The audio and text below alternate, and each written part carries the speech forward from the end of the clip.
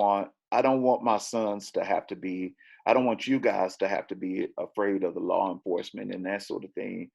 But it's probably best that you have a healthy fear. It's like pretty much since I was born, a whole bunch of people dying, Trayvon Martin, Eric Garner, etc. So it's just I'm just used to it at this point, I guess, and that's bad. I shouldn't be used to this. I wasn't, really shocked. I was just like, wow, man. I wish there was equality in the world. Everyone would be equal. I'm just tired of racism. I'm just tired of racism. It doesn't make any sense. I don't get why you would hate another race. On this episode of Dad Cypher, we continue our conversation on race, revolution, and social injustice. How do we teach these lessons to our children?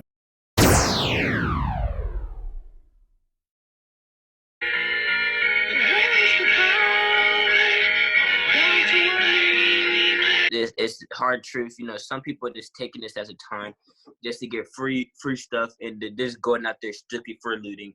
As unfortunately, famous YouTuber who has millions of subscribers and millions of dollars, Jake Paul, I can't respect him, just goes out there looting while people are fighting, and he has the money, he has the well-being instead of protesting.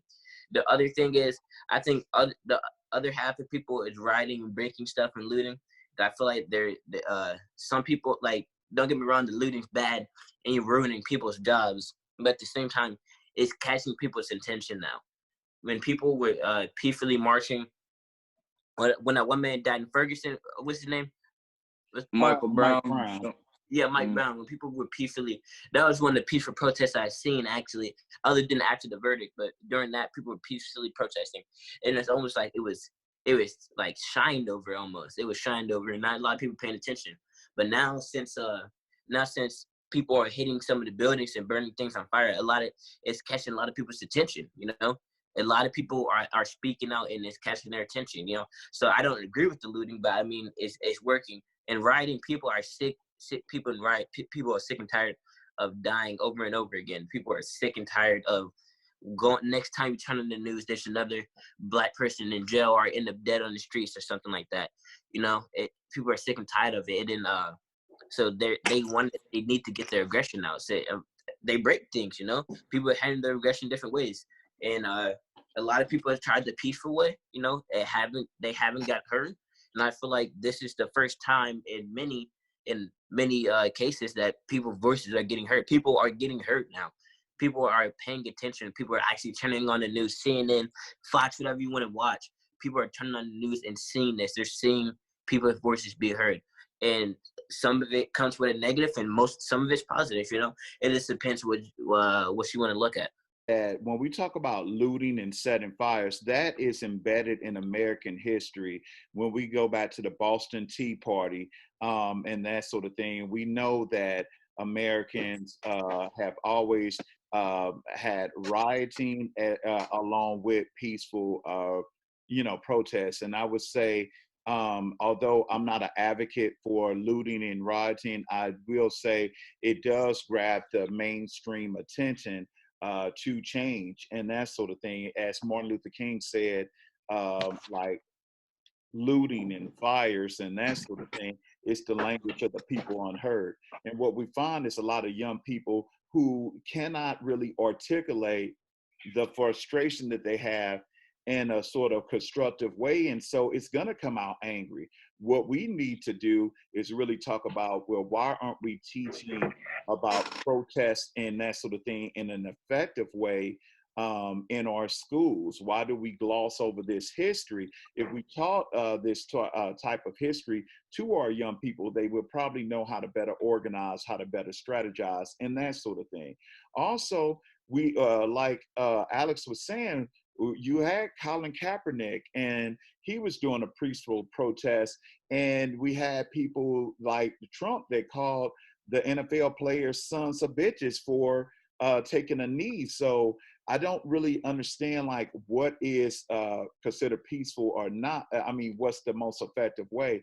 I just know this: the oppressors cannot tell the oppressed how to protest unless they are willing to talk to their own culture and come up with solutions. Because as stated before, no one is free when other people are oppressed. So if you are a non-person of color, it's your responsibility to use your platform to say, how do we get equal justice for everyone? It's not up to only Black people to do this. We need Black leaders, we need white leaders, we need Hispanic leaders, we need Asian leaders to really help to organize young people, to help them to effectively learn how to protest and that sort of thing. I don't want people, businesses and stuff being destroyed, but as Kendrick Lamar said in the lyrics, our bodies are being looted. Our bodies are being vandalized every day. And nobody seems to give a damn until something major burns up. So no, and we need to do and that. also you could replace you could replace a cop car, you can replace this stuff. But George Floyd, you know what I'm saying, you're not gonna be able to replace his life.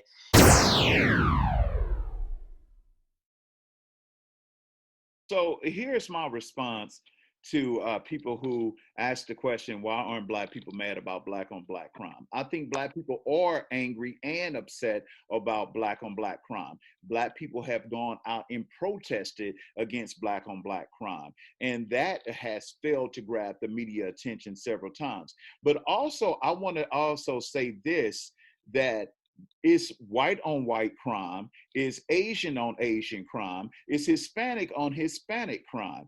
People tend to kill who they are in close proximity with. But I think we also like to use Black on Black crime to use that to validate the fact that to validate that if Black people don't care about their lives, why should white people care about their lives? But that's a problem, because even it's white on white crime and it's Hispanic on Hispanic crime. These things are mutually exclusive. They are not linked together. And they are two mutually exclusive things. Of course, I'm upset when it's Black on Black crime, but I'm more upset when I pay tax dollars for law enforcement to go out and protect, and I don't know if I'm going to be protected or be considered a suspect. I'm upset when I see gun-toting protesters go to Michigan with guns and scream in police face and cause anarchy, and then people will say, oh, that's their right to protest, that's their Second Amendment. But when people of color do the same thing, the narrative is always that they taunted the police, they tortured them. What I'm saying is, I want a fair and balanced system. That's all I want. It has nothing to do with Black on Black crime. And if we're going to shut down, I am all for people who will have solutions for Black on Black crime, but I also want those people to also come up with solutions for white on white crime and Asian on Asian crime. And I want them to also figure out how to stop police officers from taking the lives of Black people that they don't normally take, people who are non-Black. Last but not least, in Minneapolis, it's kind of strange that the African-American cop who took a white woman's life ended up with 12 years in prison.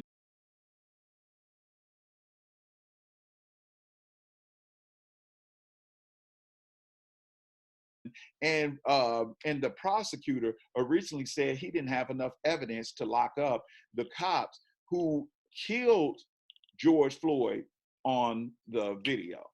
Other than that, but when you talk about Black on Black crime, it's mostly they're in poverty together. They're in poverty together. Tensions are close. You know what I mean? There's gang on gang violence. Just keep that real. There's gang violence, and then there's other things. And I'm pretty sure most percent is gang violence. So when you all live in this small span of people and they're all close together, because they don't get the same opportunities of getting out of the situation, tensions are going to get high if you run into the same people. You know what I mean? So I feel like when you have someone who are totally different situations and not in close proximity, then people are going to get angry at it. Like George Floyd and the officer, nothing near close proximity. George Floyd did nothing, unless the $20 fake, you know, but that fake $20 is not worth your life, you know. If someone says you're going to die over a $20 bill, a lot of people would be sad, you know.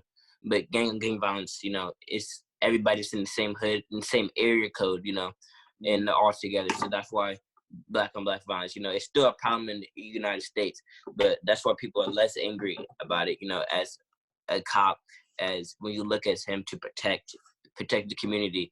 And when the person that's supposed to protect the community is the one killing you, it's like no escape at that point. And just one last thing, I want to put it as a school analogy. If kids fight in school, that's a problem, between student on student violence. But if a principal start beating a student to death, then we look at the principal and say, well, he's supposed to be a higher authority. That's the way it is for the Black community, and we talk about police officers. Yeah, if people killing other people or causing and inflicting pain, yes, that's something that should be protested. Yes, that's what we protest. And yes, we're angry about that. And we understand the conditions of that. Just like the same thing with white on white crime and Hispanic on Hispanic crime. But when we talk about people who are in positions of power, who use that power to inflict racism and pain, then that's a totally different subject.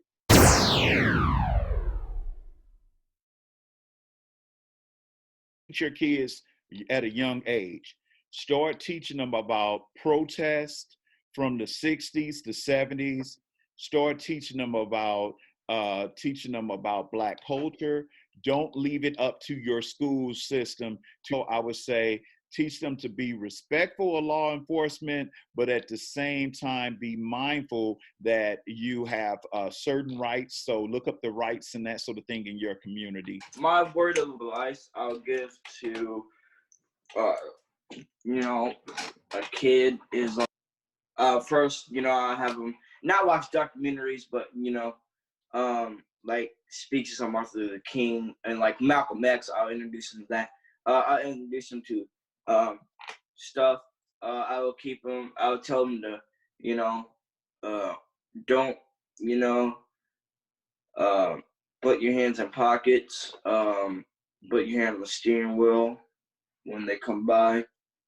Or when they stop you, get your license and registration and put in your wallet and everything and put it on the dashboard before they get to the car, and then have your hands on the steering wheel. I would teach the kid, a person of color, is that they're Black, you know what I mean? Mm-hmm. If that makes sense, you have to teach them that you're not going to have the same privileges or same equal opportunities as others might have. Definitely have to teach them. You have to teach them, that things are not equal as we would want them to be, and you have to teach them that you're gonna have to do things differently than other people. All right. Hey, well, Dad Cypher Universe, we hope that will help. God bless the lives that have been lost, and we pray for peace and unity in our country.